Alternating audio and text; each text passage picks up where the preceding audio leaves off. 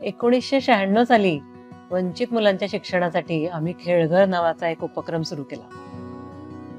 त्या सुमारासची एक कविता मी तुम्हाला वाचून दाखवणार आहे. आमचं एक स्वप्न आहे, अशी एक जागा असावी जिथं लहान मोठे, मुलं मुली, गरीब श्रीमंत सगळेजण एकत्र येतील आणि आनंदानं शिकतील. जिथं नसतील दडपण, ताण, जिथे नसेल अपमान आणि मिंधेपणा, कुणी कुणाला घाबरत नसेल, कुणी कुणाला तुच्छ लेखत नसेल, जिथं माणूस माणसाशी माणसासारखा वागत असेल,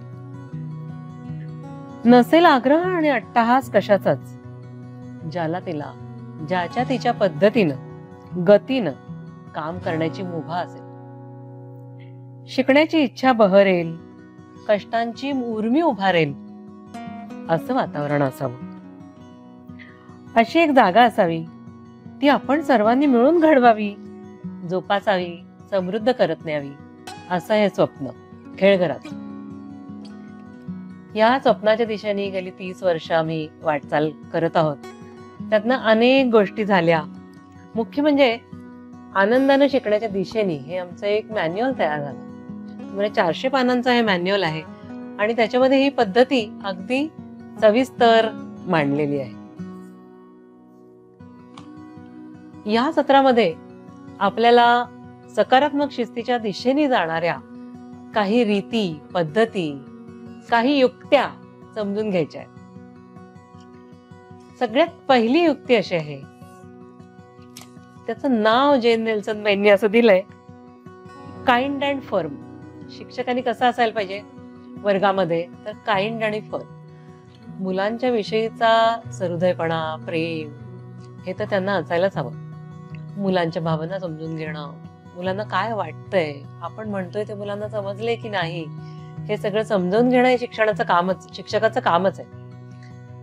परंतु त्याच्या जोडीला शिक्षकामध्ये फर्मनेस सुद्धा हवा. नियम ठरले की ते पालनाचा आग्रह हवा. मुलं अंदाज घेत असतात शिक्षकांचा, किती मऊ लागतंय तेवढं ते खणत असतात, हट्टही करत असतात. आणि आधी नाही म्हटलेली गोष्ट मुलांनी हट्ट केल्यानंतर, मुलांनी थैमान घातल्यानंतर जर शिक्षकांनी मान्य केली तर मग त्यांच्या लक्षात येतं की इथे चालतंय बर का. तर मुलांना आपल्या डोक्यावर पण बसू द्यायचं नाहीये.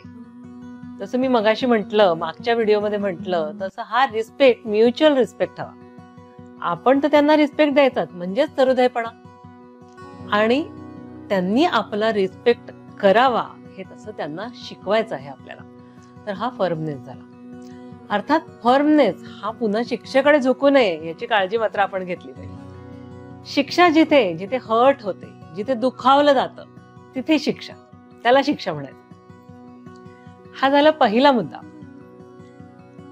दुसरा मुद्दा खूप महत्वाचा आहे, अगदी सोपा आहे करायला, वागायला. ज्यावेळी आपल्याला राग आलेला असतो किंवा आपण अस्वस्थ असतो, ॲजिटेटेड असतो, फ्रस्ट्रेटेड असतो, त्यावेळेला थोडं थांबायचं. तुम्ही लहानपणी ऐकलं असेल की राग आला की 1 ते 100 आकडे म्हणायचे. या थोडंसं वेगळं म्हणतायत जेन नेल्सन ताई. त्याच म्हणतात की पॉझिटिव्ह टाइम आउट, म्हणजे थांबायचं आणि त्या वेळामध्ये विचार करायचा की आपलं तर काही चुकलं नाही ना, का असं होत असतील, का मला पण एवढा राग येत असेल, काय एवढं फ्रस्ट्रेशन आलं असेल मला, काय कारण असेल, याचा आपण पण विचार करायचा आपल्या परिप्रेक्षातनं आणि मुलांच्या पण परिप्रेक्षात. याला पॉझिटिव्ह टाइम आउट म्हणतात.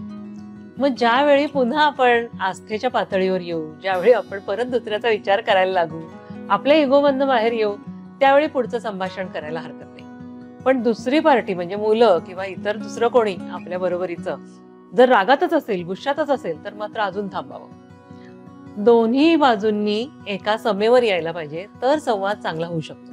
नाही तर पुन्हा तिथे एकमेकांशी वाद आणि काय म्हणूया दुखावणं एकमेकांना, असं जर त्या संवादात व्हायला लागलं तर तो संवाद नव्हे, तो वाद असेल.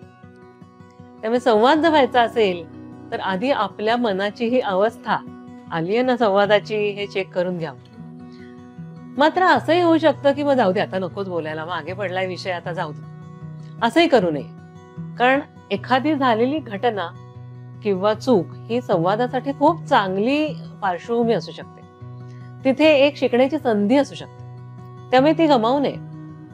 जरूर संवाद करावा, पण दोन्ही बाजूनी दोन्ही पार्ट्या आल्यात ना समेवरती याचा जरूर विचार करावा.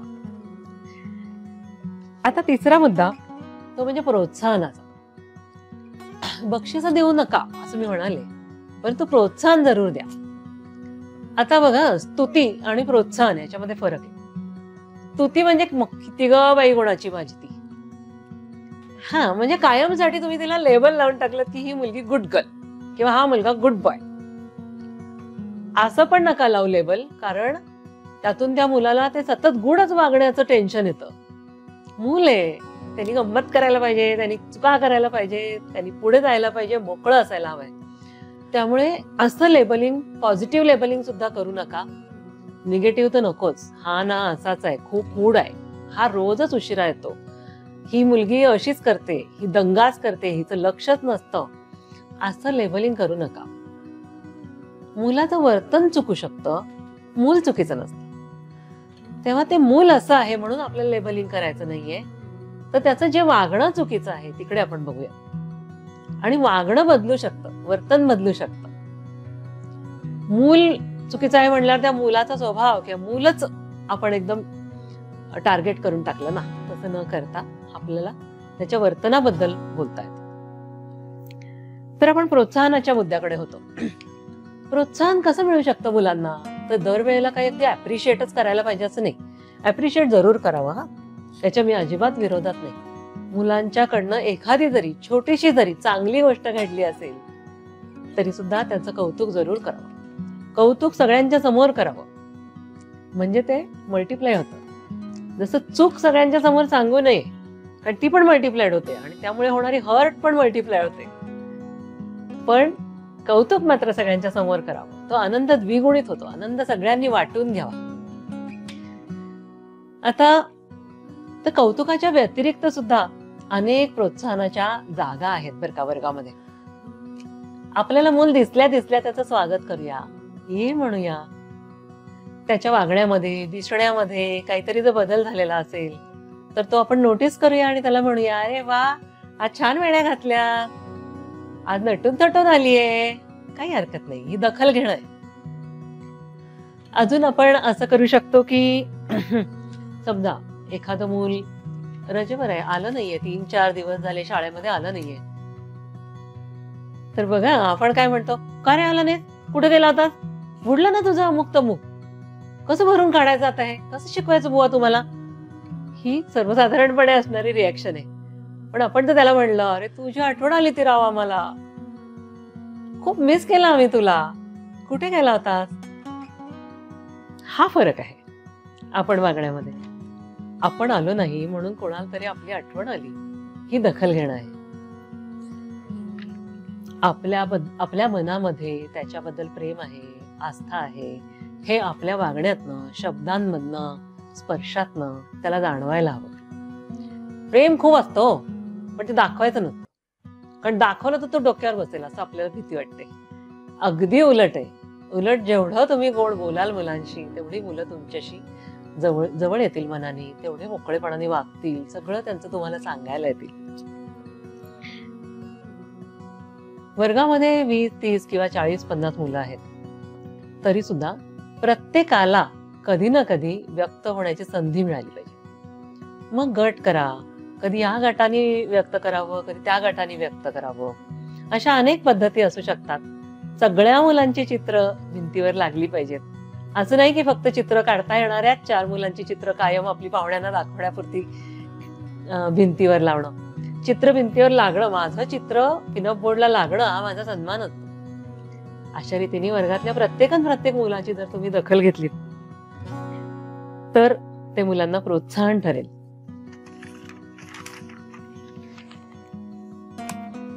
पुढचा मुद्दा आहे चुकांच्या संदर्भात. होणारच आहे चुका, नुकसान होणार आहे, मुलांच्या हातनं चुकणार आहे, कधी एकट्या मुलाच्या हातनं चुकेल, कधी गटाच्या हातनं चुकेल. आता अशा वेळी काय करायचं हा प्रश्न फार महत्वाचा आहे. पहिली गोष्ट म्हणजे आपण हे लक्षात ठेवू की चुका ही शिकण्याची वंडरफुल संधी आहे. Mistakes are wonderful opportunity to learn, हे लक्षात ठेवूया. हा, आता चूक झाल्यानंतर करायचंय काय? तर पहिली गोष्ट थोडं थांबायचंय, समजून घ्यायचंय नेमकं काय चुकलंय, कुणाचं काय चुकलंय, हे जाणून घ्यायला पाहिजे. त्यात वेळ गेला तरी चालेल, कारण आपल्या रागाच्या ॲजिटेशनच्या भरात आपल्याला बोलायचं नाहीये. मग एकदा समजलं की त्या चुकीचा स्वीकार करावा. म्हणजे त्यात माझं सुद्धा काहीतरी चुकलं असेल की मी उगाचच घाईघाईत तुला काहीतरी सांगायला गेले बरं का, असं सुद्धा असू शकतं. तर त्या आपल्या चुकीचा स्वीकार करावा. आणि मुलांना सुद्धा त्याची एक सवय लावावी. चुकलं असेल तर चुकलं म्हणून त्यात काहीही एवढं बिघडलेलं नाहीये. सगळे चुका करतात, मोठी माणसं सुद्धा चुका करतात. आणि मग चर्चा करू, संवाद करू की आपल्याला कशी भरपाई करता येईल बुवा या चुकीची, है ना. ती भरपाई जी काय करायची आहे ती सगळ्यांनी मिळून ठरवायची बरं का. ती आपण सांगायची नाहीये भरून द्या. आता समजा वर्गातल्या कुठल्या तरी एखाद्या वस्तूचं किंवा फर्निचरचं नुकसान झालंय. अशा वेळी मुलांनी मिळून विचार करू दे की हे नुकसान कसं भरून द्यायचं शाळेला, काही आपल्याला शाळेसाठी करता येईल का. अर्थात हा मोकळा विचार कधी होईल जर त्यांना त्यांची चूक समजलेली असेल तर. त्यामुळे चूक स्वीकारणं, मान्य करणं ही पहिली पायरी झाली. आणि त्याच्यानंतर त्यासाठी काय करता येईल हे सगळ्यांनी मिळून ठरवणं ही दुसरी पायरी झाली. वर्गसभा नावाचं एक टूल फार सुंदर सांगतात जेनबाई. सगळ्यांनी मिळून वर्गाचे नियम ठरवावे. वर्गामध्ये जे काय होतं ते मिळून ठरवावं, मिळून निर्णय घ्यावेत.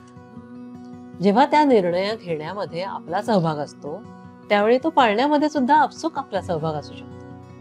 आणि नसेल तर आपण म्हणू शकतो की आपण सगळ्यांनी मिळून ठरवलंच की नाही, मग आता करायला पाहिजे तसं.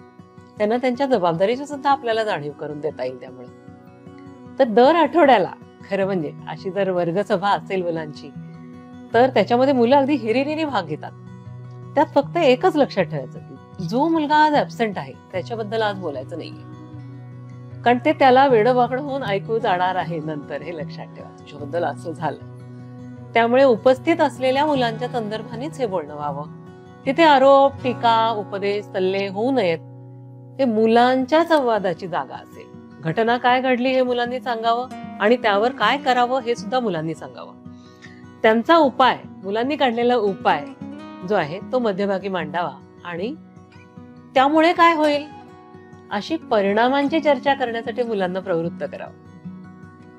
इथे त्यांना या साधक बाधक विचार करण्याची सवय लागते. हे खूप मोठं जीवन कौशल्य आहे. सगळ्या जणांसमोर मला काय वाटतं ते मला नेमक्या शब्दामध्ये मांडता येणं, इतर बोलतायत तोपर्यंत धीर धरणं, यासारखी जीवन कौशल्य फार महत्वाचे आहे. सगळ्यांनी मिळून घेतलेल्या निर्णयाची जबाबदारी घेणं आणि तो प्रयत्नपूर्वक पार पाडणं ही यशाची गुरुकिल्ली आहे मला वाटतं. आता सगळ्यात शेवटचं मला तुम्हाला सांगायचंय, तुमचा वर्ग इंटरेस्टिंग आणि चॅलेंजिंग होतोय ना, याच्याकडे लक्ष ठेवा. वर्गात मुलांना काहीतरी नवीन मिळालं पाहिजे बरं का. मग ती माहिती असेल, अनुभव असेल किंवा एखादा स्किल असेल, पण काहीतरी नवीन शिकायला मिळालं पाहिजे. वर्गातलं वातावरण छान मोकळं असायला हवं. त्यात त्यांना बोलायची, व्यक्त होण्याची संधी मिळायला हवी.